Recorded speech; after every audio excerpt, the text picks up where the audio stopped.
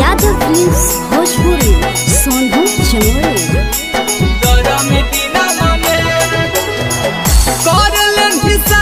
छौड़ी जून महीनवा में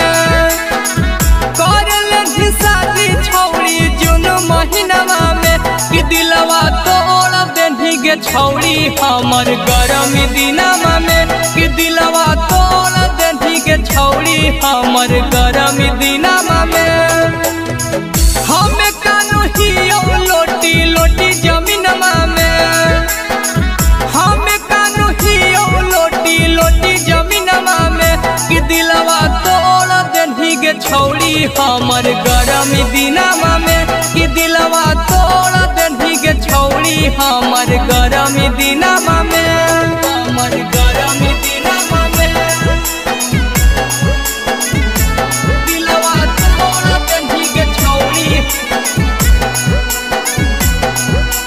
तोड़ देनी गे छौड़ी हमर गरमी दिनवा में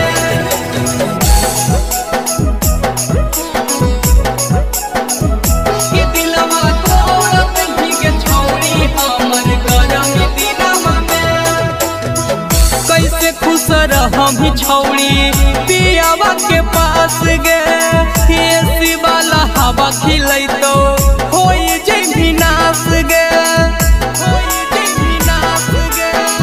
होई जैभी नास गे कैसे खुश हम छौड़ी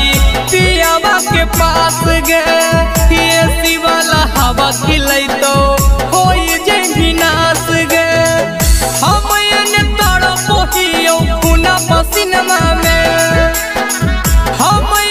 तड़पोहियो खूना पसीनमा में तो दिलवा तोड़ देनी गे छौड़ी हमर गरमी दिनवा में तो दिलवा तोड़ देनी गे छौड़ी हमर गरमी दिनवा में हमर गरमी दिनवा में दिलवा तोड़ देनी गे छौड़ी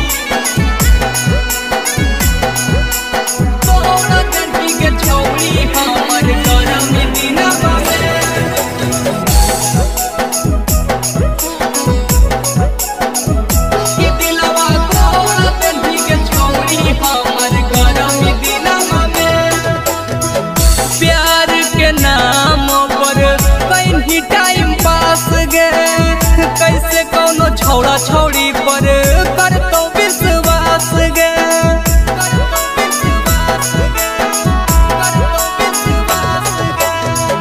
प्यार के नाम पर कहीं टाइम पास गे कैसे कोनो छौड़ा छौड़ी पर करतो विश्वास गे उठल दरदिया मिथल सके सिनेमा में उठल दरदिया पार कस के सिनेमा में कि दिलवा तोड़ देनी गे छौड़ी हमर गरमी दिनवा में कि दिलवा तोड़ देनी गे छौड़ी हमर गरमी दिनवा में।